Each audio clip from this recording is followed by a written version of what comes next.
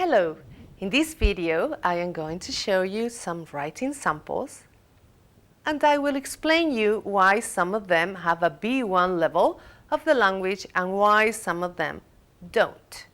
And for that, I will tell you which are the most common mistakes that students make when writing a composition. Okay, in order to follow this video, you need to download a document called Writing Samples with the compositions I will talk about. So if you don't have it, please go back to the course and get the document and have it with you so you follow me. Well, welcome back. Okay, frequent mistakes. Okay, normally frequent mistakes are related to 4 different aspects like instructions, register, content, and accuracy. It is very important that you follow the instructions. Your compositions shouldn't be too long or too short. And also, you should respect the topic that we give you so you can write about it. That means you should develop it fully, and you shouldn't talk about something else. The register should be formal or informal, depending on the context. For example, for a cover letter to apply for a job, the register should be formal. However, for an email or a conversation with a friend, the register should be informal. Please take this into account. Content. Well, this refers to the simple fact that your composition should make sense. It should be coherent. All the ideas there shouldn't contradict one another. And finally, accuracy. Your composition doesn't have to be perfect. Grammar doesn't have to be perfect. Spelling doesn't have to be perfect. However, your mistakes shouldn't be many. They should be few only, and they shouldn't be basic. A very common mistake is translating literally from the maternal language, and it doesn't really make sense. The compositions that we are going to see were written by Spanish students, and we will see the influence of Spain in their writings. Okay, instructions. As I told you, they are crucial, they are essential. Let's see one example from one exam. Write a dialogue between 2 people eating at a restaurant.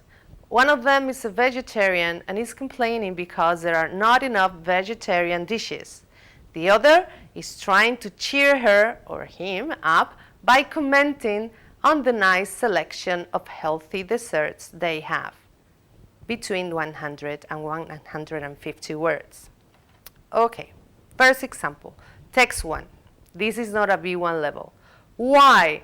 Okay, here we can read an interesting conversation about whether it is right or wrong to eat meat. However, this is not what the student was asked about.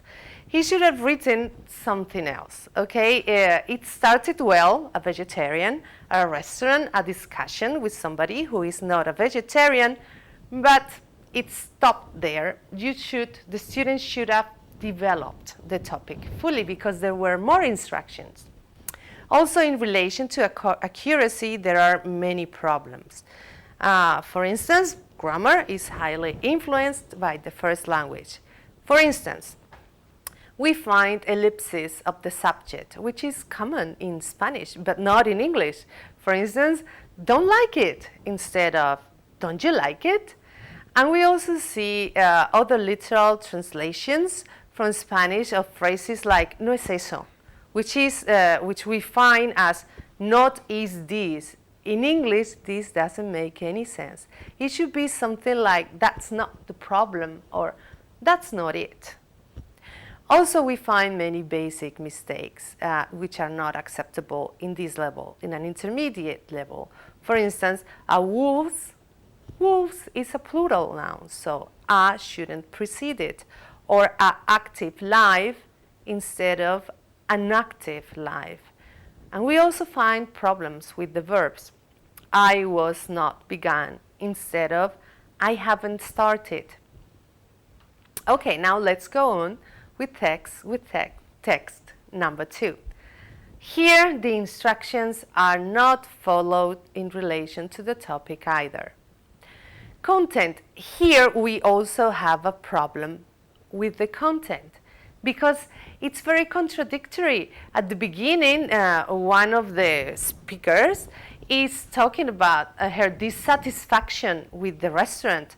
However, everything this speaker says about the food is very positive. So her arguments do not support her initial statement. This is a problem. And in relation to accuracy, again, literal translations from Spanish, like I am agree with you, estoy de acuerdo contigo, instead of I agree with you. Or let to eat meat, deja de comer carne, instead of stop eating meat or quit meat. The result is very confusing for the reader. We also find grammatical mistakes which are very basic, like the wrong use of the verb to have. This restaurant hasn't enough vegetarian dishes. Okay, so at this point I am going to explain you a little bit about the different varieties of English. All of them are acceptable as long as you are consistent with them. The problem here is that no specific variety of English is followed. For instance, the verb to have in English, in British English, it would be something like, it hasn't got, or this restaurant hasn't got enough vegetarian dishes. And in the American variety of English, it could be something like, this restaurant doesn't have vegetarian dishes.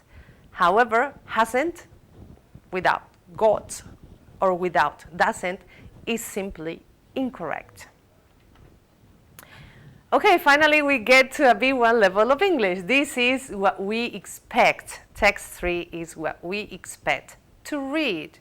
The instructions are followed.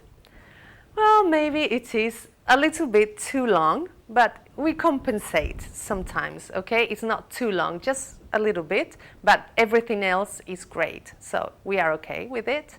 The register is informal because it is a conversation between two people that know each other.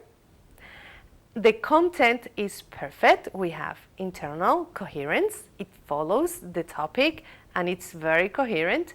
And finally, accuracy. It's not perfect, but it has a few minor mistakes, and that is acceptable for this level.